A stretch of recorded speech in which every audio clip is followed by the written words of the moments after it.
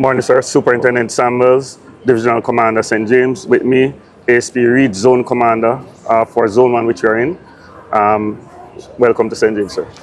Thank you for welcoming me to my parish. Tell me about what's happening in the parish. All right, since the start of the year, we have experienced a 30% reduction in murder.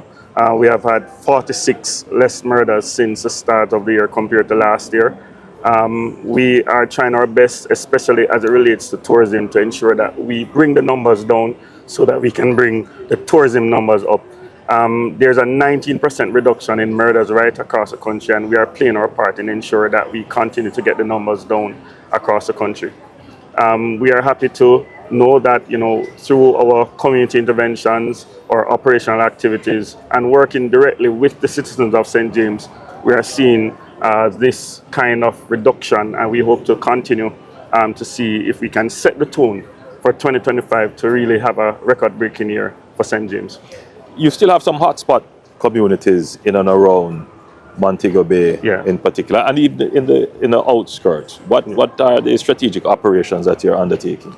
All right, what we have been doing is looking at the areas that we're having the slight flare-ups. We are increasing our policing presence within that space. We have been doing some cordon and search, some curfews to ensure that we can reassure the citizens that we are there with them. And we are doing some direct targeting of the persons who are creating mayhem within the space.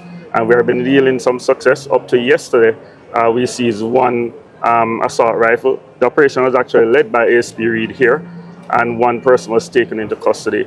And we'll be continuing to, fight to ensure that we get the weapons off the streets here in St. James. The St. James challenge has always been the organized violence, the gangs, the lottery scamming, and other activities. The question is, have you significantly eroded the capabilities of the gangs? Yes, since the start of the year, we have seized over 80 weapons directly related to gang violence. Through the work that we have been doing in terms of our national coordinated roadblocks, we have ensured that we block their means of transporting, moving around within the space. Also, since the last 2 to 3 years, we've been significantly reducing the impact of the gangs within the space. A lot of these gangsters have moved to different parishes or have fled the country itself and sought refuge elsewhere.